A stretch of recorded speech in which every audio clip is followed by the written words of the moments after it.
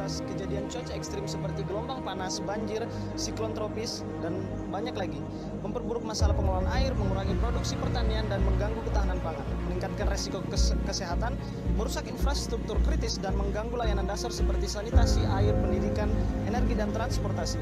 Data menunjukkan dari tahun 1880 hingga tahun 2012, suhu global telah meningkat rata-rata 0,85 derajat Celcius.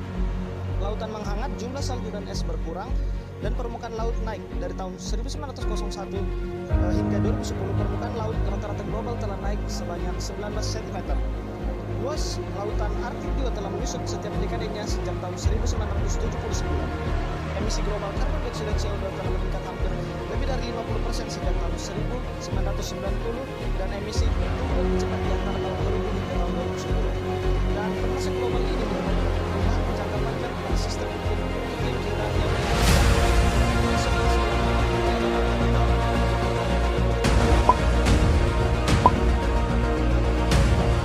Menurut buku Adaptasi dan Mitigasi Perubahan Iklim di Indonesia, karya Edwin Aldrian, Mimin Karmini, dan Budiman, perubahan iklim adalah pola dan intensitas unsur iklim yang berubah pada kurun waktu yang bisa dibandingkan rata-rata 30 tahun.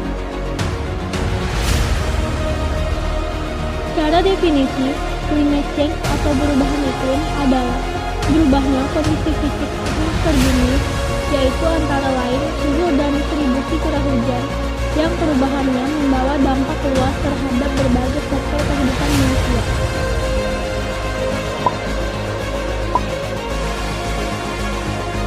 1. Efek gas rumah kaca. 2. Pemanasan global. 3. Kerusakan lapisan ozon. 4. Kerusakan fungsi hutan.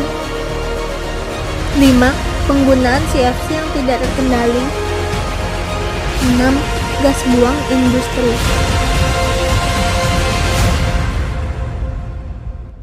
Penyebab terjadinya perubahan iklim selanjutnya adalah sampah, karena tempat pembuangan sampah merupakan lokasi di mana pembusukan sampah yang mengandung banyak gas metana. Lalu gas metana ini menyebabkan berkurangnya lapisan ozon dan menyebabkan terjadinya pemanasan global. Penyebab climate change yang ketiga adalah kerusakan lapisan ozon. Hal ini dikarenakan pemanasan global yang terjadi di lapisan troposfer bumi menyebabkan kerusakan lapisan ozon semakin parah. Hal itu dikarenakan semakin sedikit panas yang dilepaskan keluar troposfer sehingga stratosfer menjadi lebih dingin. Semakin rendah suhu pada stratosfer, maka semakin besar kerusakan pada lapisan ozon. Selain itu, dampak lain yang ditimbulkan dari hilangnya lapisan ozon ialah perubahan pola cuaca. Perubahan pola cuaca ini terjadi di daerah dengan garis lintang bumi yang lebih tinggi. Pola cuaca yang mengalami perubahan adalah salah satu faktor terjadinya perubahan iklim. Faktor berikutnya adalah kerusakan fungsi hutan yang disebabkan berbagai macam hal. Salah satunya adalah dari manusia itu sendiri yang melakukan penebangan secara liar, perluasan kebun sawit dengan merusak hutan, serta pembakaran hutan dengan sengaja dengan tujuan pribadi. Serta ada juga dari faktor alam seperti kemarau panjang yang menyebabkan kebakaran hutan.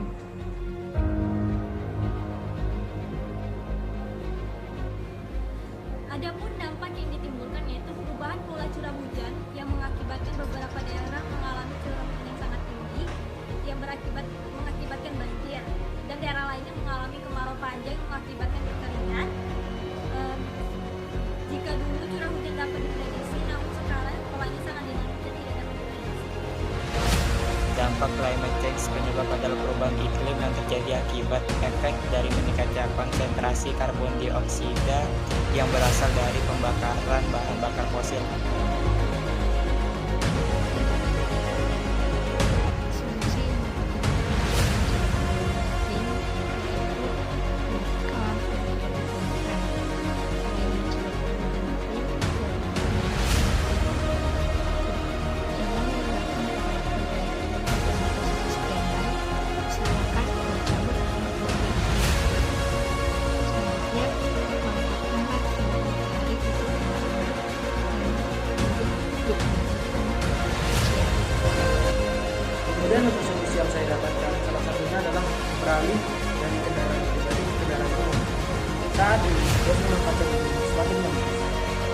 satu faktor yang akan solusi yang meningkat karena adanya pasar dari kendaraan.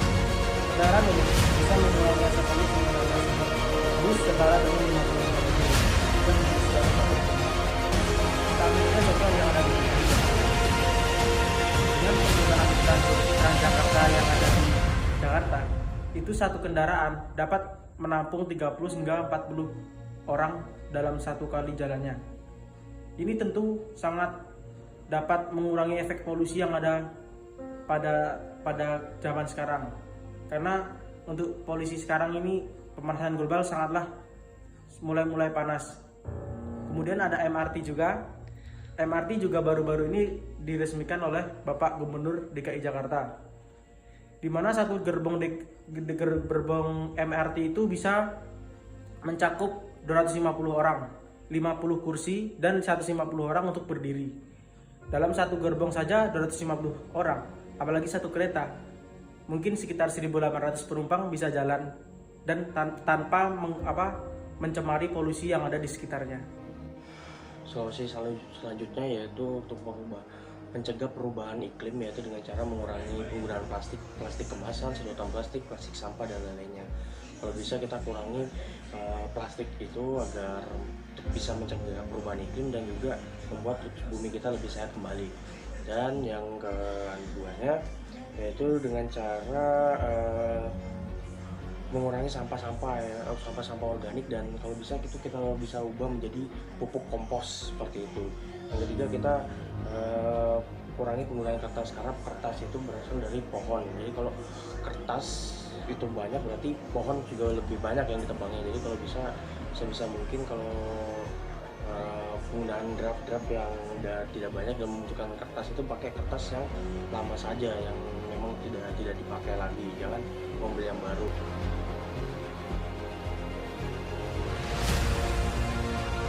Untuk mendukung keberlangsungan program SDGs diperlukan strategi dan perencanaan yang matang. Antara lain, yang pertama, komitmen pemimpin pada perencanaan strategis dengan produk atau jasa komersial. Strategi ini dinamakan strategi market penetration, yaitu peningkatan penguasaan pasar melalui upaya pemasaran yang lebih besar.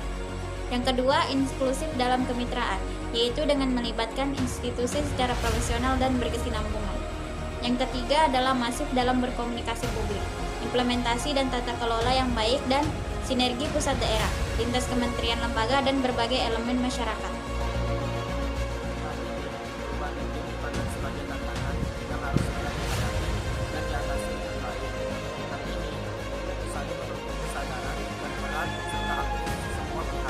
Bukan hanya pemerintah saja, tetapi melainkan